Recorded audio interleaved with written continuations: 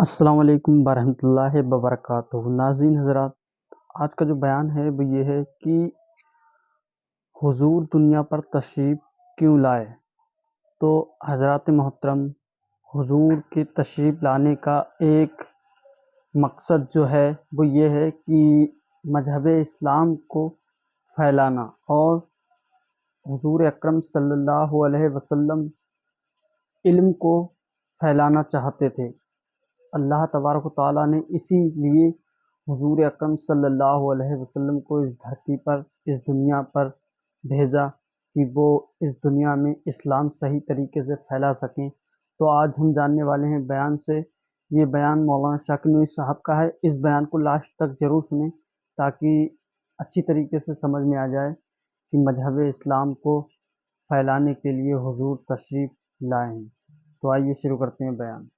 چاہتا ہوا چلوں کہ پیغمبر رحمت صلی اللہ علیہ وسلم کو اللہ نے اس فرش گیتی پر جو بھیجا، تو رسول گرامی وقار صلی اللہ تعالی علیہ وسلم نے وہ کون سی چیز تھی جس کے ذریعے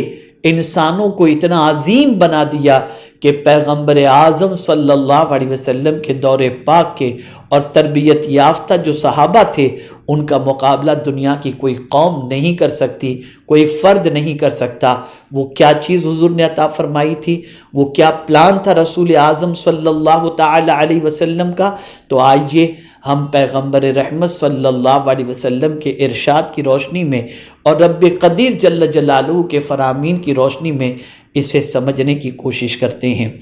آج وہ نظام تعلیم، آج وہ طریقہ تعلیم، آج وہ پلان، وہ تھیوری جو رسول اعظم صلی اللہ علیہ وسلم نے اپنائی تھی اور جو ارشادات فرمائے تھے، اسٹیپ بائی اسٹیپ اگر ہم ان کو سمجھنے کی کوشش کریں اور آج کے بعد ہم اس کو عملی جامہ پہنانے کی کوشش کریں، تو آپ محسوس کر سکیں گے کہ ہمارے معاشرے میں ہم کتنا بڑا انقلاب لا سکتے ہیں اور ہمارے معاشرے کے اندر ہم کتنا بڑا سدھار لا سکتے ہیں۔ کیا یہ سچ نہیں کہ آج اگر ہم علمی اداروں کے حوالے سے اگر اپنے بچوں کو کہیں بھیجنا چاہیں تو ہمارے اداروں کی قلت،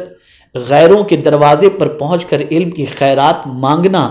ہمارا آج کا وتیرہ بن چکا ہے؟ نہ آج ہمارے کوئی اتنے بڑے اللہ ماشاءاللہ ہیں، جتنے بھی ہیں جو بھی ہیں اس کو ہم اللہ کا شکر کے طور پر، اللہ کے شکر کے طور پر ہم تسلیم کرتے ہیں کہ اللہ نے جن لوگوں کو توفیق عطا فرمائی اور جتنی توفیق عطا فرمائی اور جو کچھ جتنوں نے کیا، اللہ رب العزت جل جلالہ اپنے فضل سے انہیں بہترین صلہ عطا فرمائے۔ لیکن پھر بھی پاپولیشن کے اعتبار سے، سرمایہ داری کے اعتبار سے، دولت مندی کے اعتبار سے، مالداری کے اعتبار سے، معاشرے کے اعتبار سے ہم اگر جائزہ لیں تو آج ہماری سچویشن یہ ہے کہ جتنا بڑا ہمارا پاپولیشن ہے اس کے مطابق اگر ہم اداروں کا سروے کریں اور جائزہ لیں تو ہماری قوم کے لیے ہم نے آج تک کچھ نہیں کیا۔ اور اگر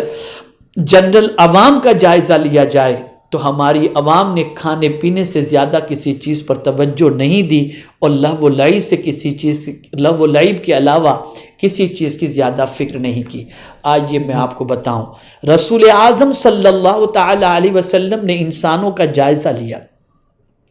40 سال تک پیغمبر رحمت صلی اللہ علیہ وسلم انسانوں کے درمیان رہے اور انسانوں کا صبح سے لے کر شام تک، شام سے لے کر صبح تک پورے معاشرے کے اندر بسنے والے انسانوں کی زندگی کا جائزہ لیا۔ تجارت کر کے حضور نے دیکھا صلی اللہ علیہ وسلم، پیغمبر رحمت صلی اللہ علیہ وسلم نے لوگوں کے ساتھ سوسائٹی میں رہ کر کے دیکھا، لوگوں کے عادات دیکھے، لوگوں کے اطوار دیکھے، لوگوں کی مینٹلٹی دیکھی، لوگوں کی سچویشن دیکھی، اور پھر پیغمبر اعظم صلی اللہ علیہ وسلم نے یہ محسوس کیا کہ وہ انسان جس کے سر پر تاج کرامت سجایا گیا ہے، وہ انسان اتنا گرا ہوا کیوں ہے، وہ انسان اتنا بھٹکا ہوا کیوں ہے؟ جنگ کرتا ہے تو صدیوں تک جنگ چلتی ہے، بھائی بھائی کے اندر جنگ نظر آ رہی ہے، باپ بیٹے کا احترام نہیں۔ جہالت کا یہ حال ہے کہ اگر باپ کا انتقال ہو جائے تو سوتیلی ماں کے ساتھ بیٹا نکاح کرنے کے لیے تیار ہو جائے، ننگے خانے کعبہ کا طواف کر رہے ہیں۔ یہ ساری سچویشن کو جب پیغمبر رحمت صلی اللہ علیہ وسلم نے دیکھا اور سدھار کا جب رسول اعظم صلی اللہ علیہ وسلم نے پلان بنایا تو آپ جانتے ہیں رسول اعظم صلی اللہ علیہ وسلم نے اس کا پہلا علاج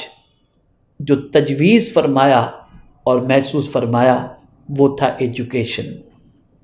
جی بے شک۔ آقا کریم صلی اللہ علیہ وسلم نے محسوس کیا کہ یہ ساری برائیاں اور یہ ساری پریشانیاں اور یہ سارے خرافات نہ ہوتے اگر ان کے پاس علم ہوتا، وہ علم جی جو اللہ کی معرفت کی دولت عطا فرمائے، وہ علم جو رسول اعظم صلی اللہ علیہ وسلم کی عظمتوں کا چراغ سینے میں روشن کر دے،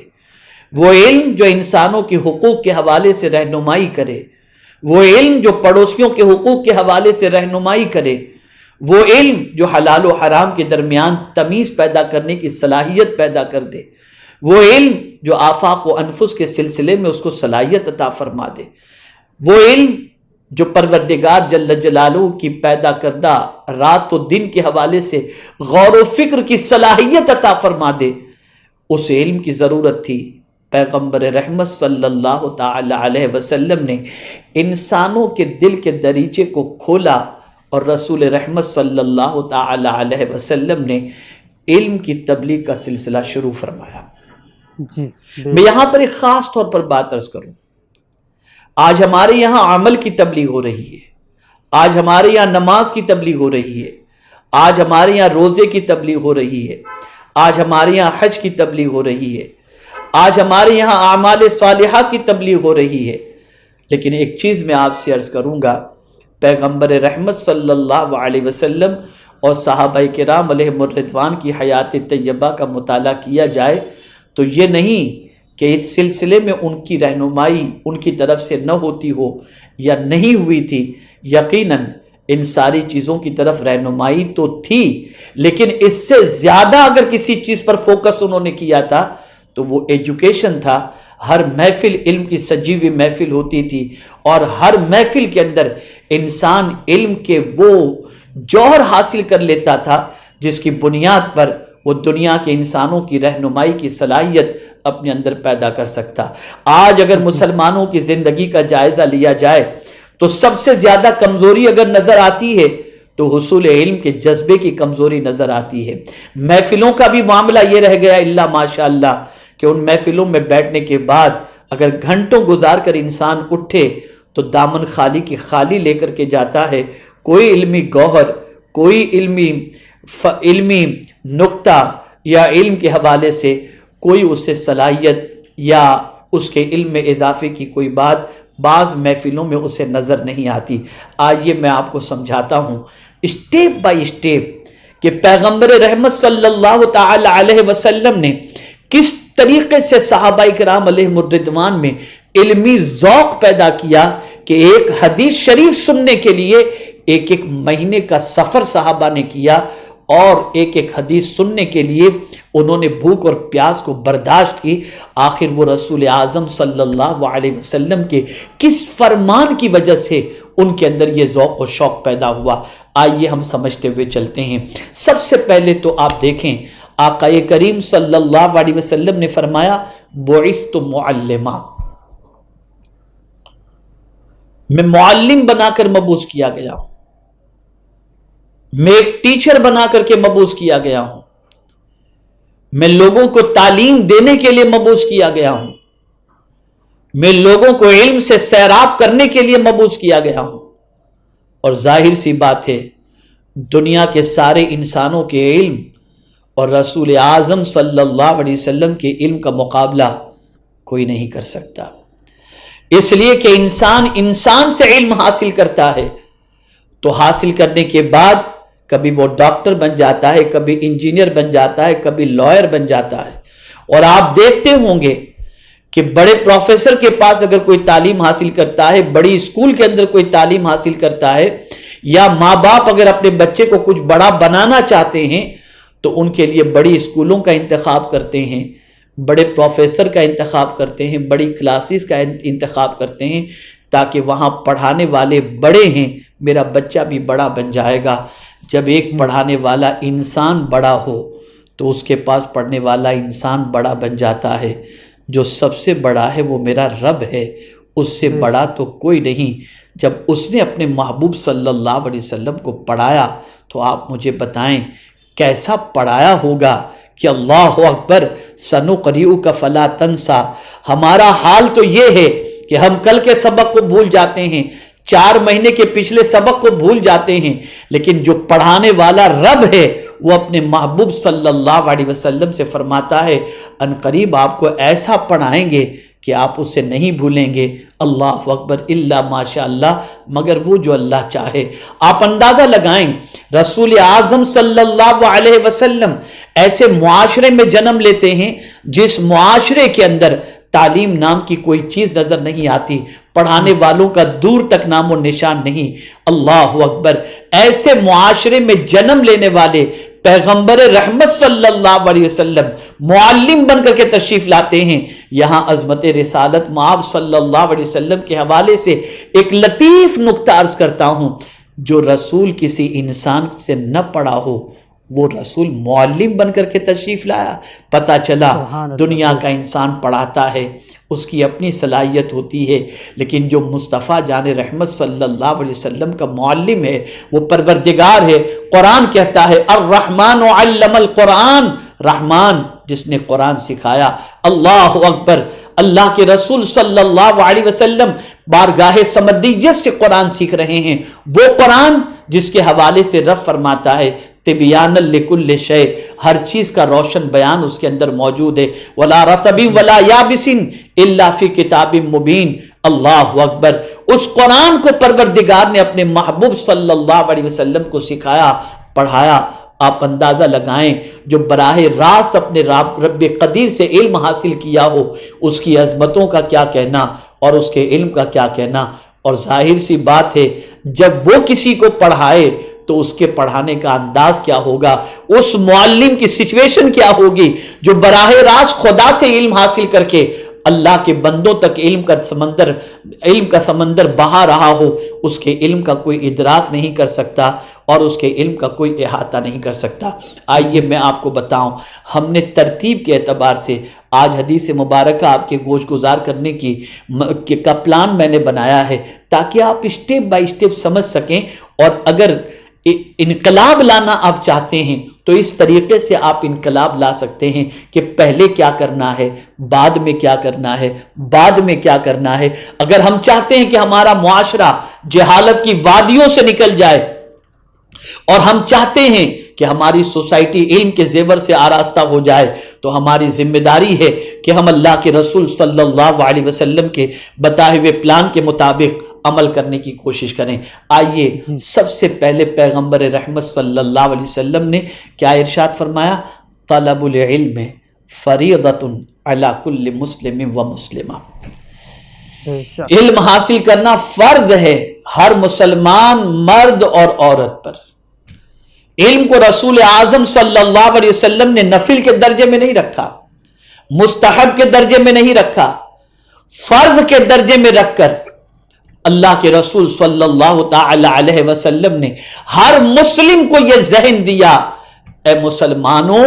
یہ بات ذہن کے اندر محفوظ کر لو کہ اب تمہارے لیے پرائیورٹی یہ ہے کہ تم علم حاصل کرو۔ ابھی نماز کی فرضیت کا حکم نازل نہیں ہوا، ابھی روزہ فرض نہیں ہوا، ابھی حج فرض نہیں ہوا، ابھی زکوٰۃ کا حکم نازل نہیں ہوا، اور پیغمبر رحمت صلی اللہ علیہ وسلم ایک ایسی قوم کو تشکیل دینا چاہتے ہیں جس قوم کے ہاتھ میں مستقبل کی قیادت ہو، تو پیغمبر رحمت صلی اللہ علیہ وسلم نے سب سے پہلا ارشاد فرمایا طلب العلم فریضۃ علی کل مسلم و مسلمہ۔ اللہ اکبر۔ اب آپ دیکھیں اس علم کے حاصل کرنے کے سلسلے میں مسلمان ہونے کے اندر مولا علی کرم اللہ تعالی وجہ الکریم ننھے بچوں میں سب سے پہلے ہیں، حضرت صدیق اکبر بھی ہیں، حضرت